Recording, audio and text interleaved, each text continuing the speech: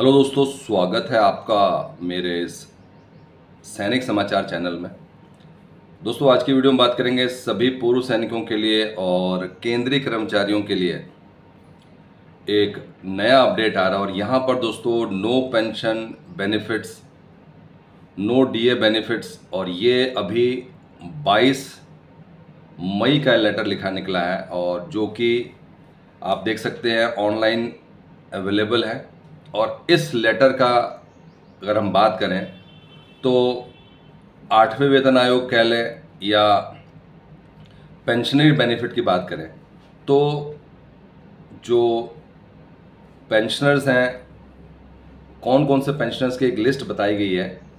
और किस किस कंडीशन में उनको जो है पेंशन के बेनिफिट नहीं मिलेंगे, कोई डीए का बेनिफिट नहीं मिलेगा, जो पेंशन में इंक्रीमेंट है वो नहीं मिलेगा, उसके बारे में बात करेंगे। दोस्तों ये इम्पॉर्टेंट है क्योंकि बहुत सारे जगह पे ये कहा जा रहा है कि ये सभी के लिए लागू है और इसका एक ऑलरेडी दोस्तों लेटर जारी हो चुका है और हम उस लेटर के माध्यम से बताएंगे कि इस लेटर में अभी क्या किन के लिए कहा गया है। तो दोस्तों अगर हम बात करें इसमें तो ये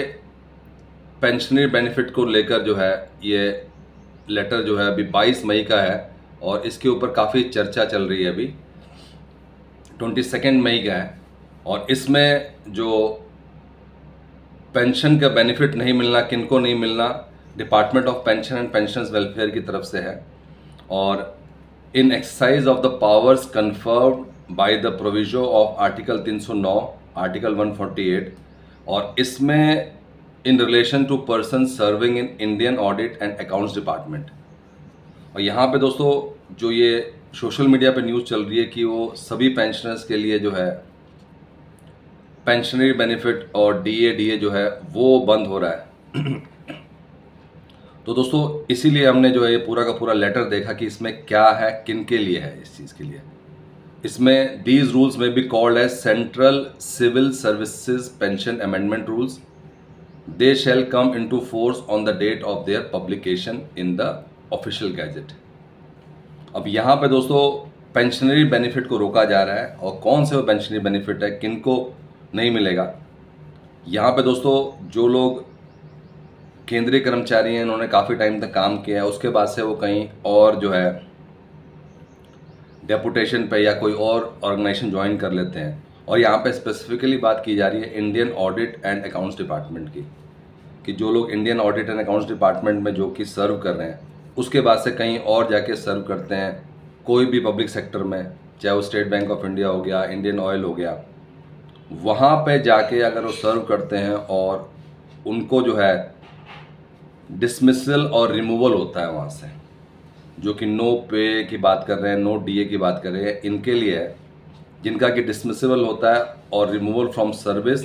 of the public sector undertaking of any employee after his absorption in such undertaking. पहली बात तो है कि उस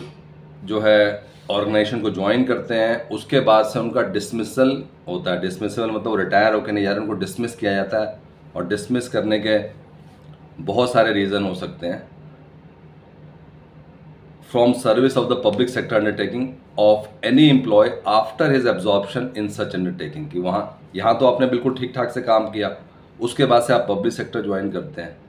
पब्लिक सेक्टर ज्वाइन करने के बाद से कुछ रीज़न की वजह से आपका डिसमिसल या रिमूवल होता है। In that case, any subsequent misconduct shall lead to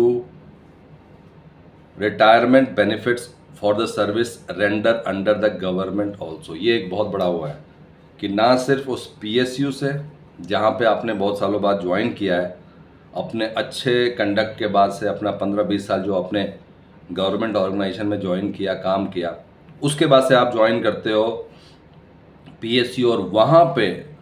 आपका डिसमिसल रिमूवल होता है। तो वहाँ पे लिखा है कि for feature of the retirement benefits for the service render under the government also. तो उनके जो भी सर्विस बेनिफिट्स है, रिटायरमेंट बेनिफिट्स है, वो नहीं मिलेंगे in the event of his dismissal और रिमूवल और retrenchment. The decision of the undertaking shall be subject to review by the ministry administrative concern with the undertaking. तो दोस्तों देख सकते हैं इसमें क्लियर कट लिखा है कि no TA DA no pension benefit, और ये जो है 22 मई का जो है लेटर है, और इसीलिए क्लियर करना ज़रूरी है क्योंकि सोशल मीडिया पे चल रहा है कि सबके लिए लागू है नो पेंशन बेनिफिट, बल्कि ये स्पेसिफिकली जो है उन लोगों के लिए लागू है जो कि पीएसयू ज्वाइन कर रहे हैं और जहां पे Indian audit and accounts department का है। दोस्तों ये जो लेटर है ये ऑनलाइन भी अवेलेबल है, इसको आप ज़रूर चेक करें। इसके अलावा दोस्तों बात करते हैं नेक्स्ट अपडेट की, और यहाँ पर दोस्तों जो महंगाई भत्ता है अब उसमें क्लियर कट दिख रहा है कि जुलाई से आपको जो बेनिफिट है वो 3% का जो है महंगाई भत्ते में होने वाला है। और ये मई जून की कैलकुलेशन भी की है, जो भी अप्रैल महीने के आंकड़े आए हुए हैं 143.5, वो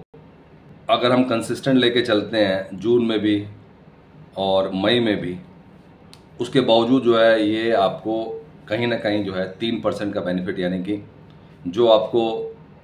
जुलाई से महंगाई भत्ता है उसमें 3% की बढ़ोतरी है, और ये सभी केंद्रीय कर्मचारियों और पेंशनर्स के लागू होगा। दोस्तों ये था आज का इंपॉर्टेंट अपडेट पेंशनर बेनिफिट के लिए। अगर वीडियो पसंद आए तो लाइक कीजिए, शेयर कीजिए और सब्सक्राइब करना ना भूलें।